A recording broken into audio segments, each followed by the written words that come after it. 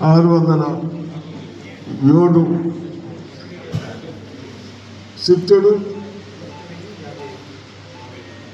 4,000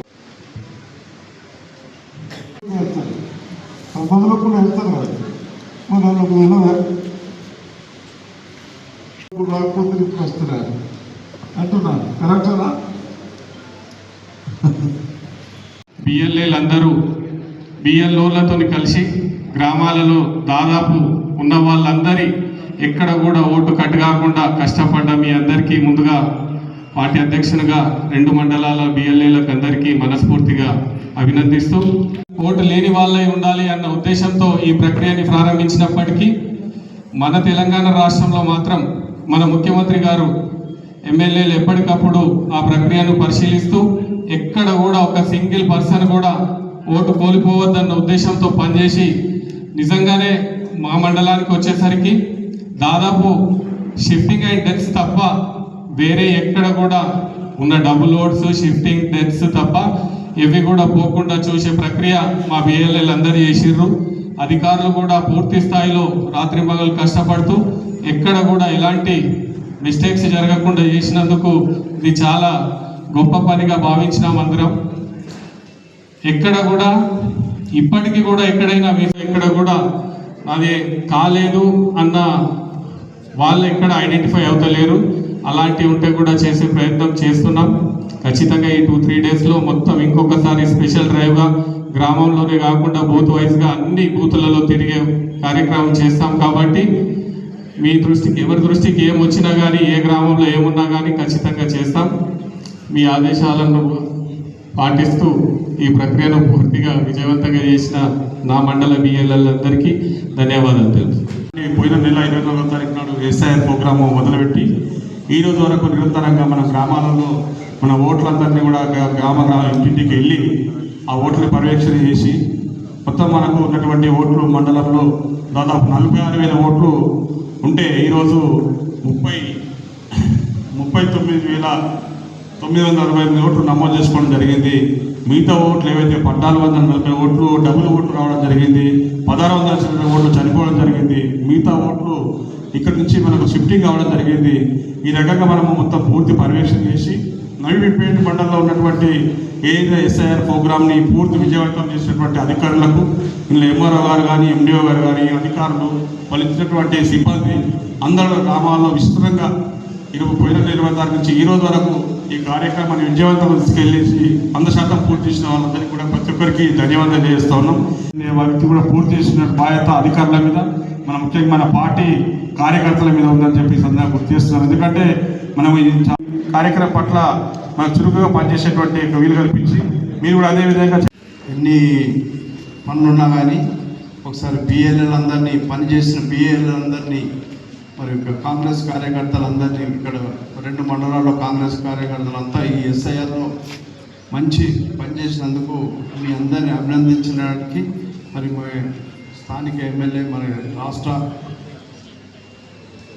గవర్నమెంట్కి ఇన్ఛార్జ్ సలహాదారులైన సుదర్శన్ రెడ్డి గారు, వేదిక మీద ఉన్నటువంటి పెద్దలు జిల్లా కాంగ్రెస్ అధ్యక్షులు తాయర్పిన రాజిరెడ్డి అన్న మీ అందరినీ అభినందించడానికి సార్ పోదామంటే వచ్చినాం సార్ కూడా. అయితే నేను ఇన్ఛార్జ్గా ఇక్కడ ఎస్ఐఆర్ కానీ ఈ కాన్స్టిట్యున్సీకి ఇన్ఛార్జ్గా ఉన్నాను కాబట్టి మరి మీరంతా సక్రమంగా ప్రతి గ్రామంలో 100% ఎస్ఐఆర్ నమోదు కార్యక్రమాన్ని చేసినందుకు మీ అందరినీ నా తరపు నుంచి కాంగ్రెస్ పార్టీ తరపు నుంచి అభినందిస్తూ ఉన్నాం. సహకరించిన ప్రతి కాంగ్రెస్ కార్యకర్త మరి దీని ముఖ్య ఉద్దేశం 2002లో జరిగినటువంటి ఎస్ఐఆర్కు మరి దాని తర్వాత ఎస్ఐఆర్ ఇప్పుడే మళ్ళా గవర్నమెంట్ పెట్టింది. ఈ ఎస్ఐఆర్లో ఒక అపోహ, ఒక బీజేపీ ప్రభుత్వం మనకు కాంగ్రెస్ పార్టీకి ఉన్న ఓట్లను కొల్లగొట్టడానికి ఒక దురుద్దేశంతో ఈ ఎస్ఐఆర్లో మరి వేరే రాష్ట్రాలు గతంలో చూసుకుంటే మన పశ్చిమ బెంగాల్ కావచ్చు, మధ్యప్రదేశ్ కావచ్చు, ఢిల్లీ కావచ్చు, ఈ రాష్ట్రాల్లో ఎస్ఐఆర్ పేరు మీద కాంగ్రెస్ పార్టీకి సంబంధించిన ఓట్లనే కొల్లగొట్టి ఆ రాష్ట్రాల్లో అధికారాన్ని హస్తగతం చేసుకొని మరి అలా మొన్న చూసినటువంటి వెస్ట్ బెంగాల్లో 90 లక్షల ఓట్లు తీసేసి 38,000 ఓట్లతోనే ఆమె మమతా బెనర్జీ ఓడిపోయిన సందర్భం. అటువంటిది జరగకుండా మన రాష్ట్రంలో ఈ ఎస్ఐఆర్ ప్రక్రియని మన రాష్ట్ర ముఖ్యమంత్రి గారు రేవంత్ రెడ్డి గారు, మరి పిసిసి అధ్యక్షులు మహేష్ కుమార్ గౌడ్ గారు, మన సుదర్శన్ రెడ్డి గారు, ఇక్కడ ఈ కాంగ్రెస్ పార్టీకి మంచి పట్టున్న కాంగ్రెస్ పార్టీకి మరి మన ఓట్లు పోకుండా మీ అందరి ద్వారా ఈ కార్యక్రమాన్ని నిర్వహించడానికి మరి మనం ఒక నెల నుంచి మనం శ్రమపడ్డాం. మరి మనమంతా ఇక్కడ 100% చేసుకోవడం జరిగింది. మరి దానికి మరొకసారి మీ అందరిని అభినందిస్తూ, నేను దీంట్లోకి ఎక్కువ లోతులకు పోకుండా అన్నీ జరిగినాయి మనకు సక్రమంగానే కాబట్టి మరి సార్ చెప్పినట్టుగా సారు మాట్లాడతారని నేను కోరుకుంటున్నాను. ముఖ్యం మనం అవసరం, మనం గుర్తింపు ఉంటేనే ఎక్కడైనా ఏదైనా చేసుకోవడానికి వీలు ఉంటుంది. ఆ గుర్తింపు లేకుండానే ఎక్కడైనా కానీ నువ్వు బయట అనొచ్చు. కాబట్టి దాన్ని దృష్టి పెట్టుకొని ఎలక్షన్ కమిషన్ మరి దీన్ని పెద్ద ఎత్తున యావత్ భారతదేశం అంతటా ఓట్ల గురించి ఎన్నెక్కడి వాళ్ళు ఉన్నారో, బయట వాళ్ళు ఉన్నారా, అవన్నీ సర్వే చేయించి వాళ్ళకు లెక్కలేమని చెప్పారు. ఇప్పుడు ప్రెసిడెంట్ గారు, మన ఇన్ఛార్జ్ గారు చెప్పారు, చైర్మన్ గారు, అక్కడ మన పడిరాని వాళ్ళే కొందరు అన్నీ తీసేస్తా ఉన్నారు. అంటే స్వార్థపరులు కేవలం ఎలక్షన్ దృష్టిలో పెట్టుకుని చేస్తూ ఉన్నారు. అటువంటివన్నీ మన దగ్గర కావద్దు, మన తెలంగాణలో కావద్దు, ఎవరికి వాళ్ళకు ఉండాలని మన బిఎల్ఏస్తోని కన్సల్ట్ అధికారులకు వాళ్ళతో పాటు నేను కూడా ఉండి ఒక్క ఓటు కూడా పోకుండా ప్రజలని కాపాడుకోవడానికి మనం పెద్ద మీటింగ్లు ఎంతో జరుగుతాము. మరి మీరందరూ నాకు తెలిసినంత మటుకు మరి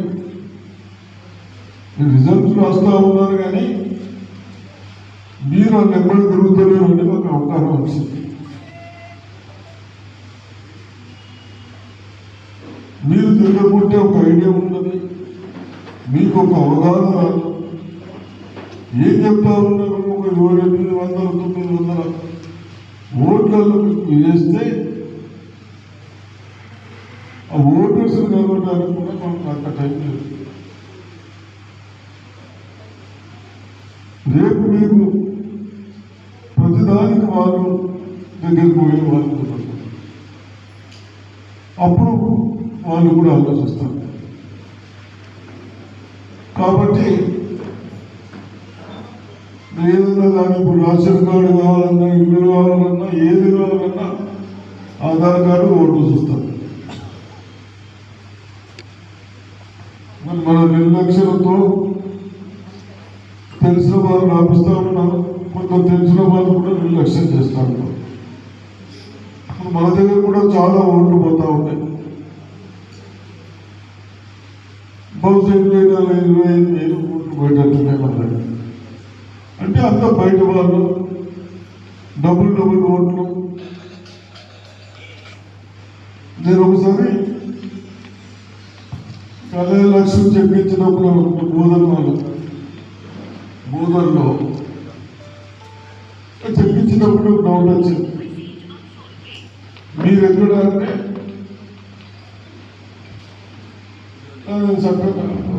మహారాష్ట్రకి బిల్లులకి వెళ్ళొచ్చినట్టు. మరి మీకెందుకు ఇవ్వాలి? మీకు ఇవ్వకుండా మా ఆడపిల్లల కుక్కలకి ఎక్కువ వస్తాయి. ఎందుకుంటే విరుద్ది ఇవన్నీ కొన్ని కౌంట్ అయితే మాకేం చేసేదంటే కరెక్ట్ కాదు. కాబట్టి మరి ఇన్ని మీటింగు ఇవన్నీ ఓన్లీ కాంగ్రెస్ పార్టీకి సంబంధం లేదు. మనము ఓటు హక్కు నిర్ణయం తీసుకోవాలి, యూజ్ చేసుకోవాలి, ఉపయోగించుకోవాలన్న ఉద్దేశంతో అవగాహన కల్పిస్తాము. మరి మీరు ఇప్పుడు నౌపేటలు కూడా ఎక్కువ లేరుగా, ఎక్కువ శాతం గంజీలలో కనబడతారు. అటువంటి వాళ్ళు డిసిప్లిన్గా లేకుంటే తప్పనిసరిగా మీకు స్కీములు కూడా లభిస్తాను. మీరు నిర్లక్ష్యం చేస్తే పార్టీ ప్రభుత్వం కూడా నిర్లక్ష్యం చేస్తుంది. అది ఒకసారి గమనించుకోండి. మీ కేర్ నుంచి వచ్చి మీ నెగ్లిజెన్స్ వచ్చి తెలుగులోకి వచ్చే స్కీమ్స్ కూడా ఉంటాయి. నాకేం చేసేదంటే మరి తిరగదు, బలవంతం ఏం లేదు. కాబట్టి ఇంకా టైం ఉంది. ఇప్పటికైనా షిఫ్ట్ అయిన వాళ్ళు ఉన్నారు, చనిపోయిన వాళ్ళు ఉన్నారు, ఇంకా మన వాళ్ళు ఎవరైనా మిస్ అయిందా అవి చూసుకోవాలి. ఇప్పుడు చనిపోయిన వాళ్ళు బహుశా 1000 మంది దాకా నడుచున్నారు. ఏదైతే రెడ్ మార్క్ ఉన్నది ఏంటంటే 2002 మనకు ఓటర్ లిస్టులో వాళ్ళు కరెక్ట్గా మ్యాపింగ్ చేయకుంటే మనకి ఏంటంటే సార్ ఆ బియ్యం యాప్లో సార్ ఏదైతే 7th కాలంలో ఈఎఫ్ వెరిఫికేషన్ అనేది ఒకటి ఇచ్చింది సార్. మళ్ళీ వీటిని మనం ఏంటంటే మళ్ళీ వెరిఫై చేసి సబ్మిషన్ చేస్తున్నాం సార్. అట్లాంటి అంటే ఒక్కొక్క ప్లేస్లో ఒక 10-15 అట్లాంటివి వస్తున్నాయి సార్. వీటిని మళ్ళీ ఇప్పుడు బియ్యం అందరూ కూడా ప్రతిదీ అంటే వాళ్ళు ఏదైతే మనకి ఫామ్లో నింపించింది కదా సార్, ఫస్ట్ మనం మ్యాపింగ్ చేసిన దానికి ప్లస్ ఇప్పుడు ఫామ్లో నింపించిన దానికి తేడాలు వచ్చినప్పుడు ఏంటంటే అది రెడ్ మార్క్ వస్తుంది సార్. వాళ్ళకు నోటీస్ అనేది ఎలక్షన్ అంటే మనకు ఆడియో గారు ఇస్తారు సార్. అంటే వాళ్ళకు 2002లో లేదని చెప్పేసి వాళ్ళు అప్పుడు మార్క్ చేయడం జరిగింది సార్. అట్లాంటివి ఏంటంటే అవి మనకు బిఏలో యాప్లో మనకు చూపిస్తున్నాయి సార్. అది ప్రతి బిఏలోకి మేము నిన్న కూడా టీసీ పెట్టి చెప్పడం జరిగింది, ఈరోజు కూడా చెప్పడం జరిగింది సార్. అట్లా ఏంటంటే ఒక్కొక్క పిఎస్కి ఒక 10-15 కొన్నిటిలో 40 అట్లా లోకల్లో వస్తున్నాయి సార్. ఎక్కువ ఈజీగా ఉంటాయి సార్. వీటిని మనం వెరిఫై చేస్తున్నాం సార్. అదేమో రెక్టిఫై చేస్తే తొందరగా చేసుకుంటే టైం ఉంది. ఆర్డీఓ గారి దగ్గరికి ఈయన రెక్టిఫై చేసినాక ఆర్డీఓ దగ్గరికి కూడా పోయే అవసరం లేదు ఈ టైంలో. ఇప్పుడు తెలియని వాళ్ళకు ఆ ఫామ్ నింపించి ఇవ్వాలి. అవసరమైతే మన దగ్గర కూడా ఒక ఫామ్ పెట్టుకోండి. ఒకటి ఇస్తారు కదా, ఒకటి పార్టీ వాళ్ళు కూడా ఒకటి పెట్టుకోండి. ఎక్కడైనా ఎవరైనా బిజ్ చేస్తే వాళ్ళ దగ్గర లేనప్పుడు మన దగ్గర అన్నీ ఉంటాయి. అవి తప్పనిసరిగా ఒక జిరాక్స్ తీసుకొని పెట్టుకోండి. ఇంకేమైనా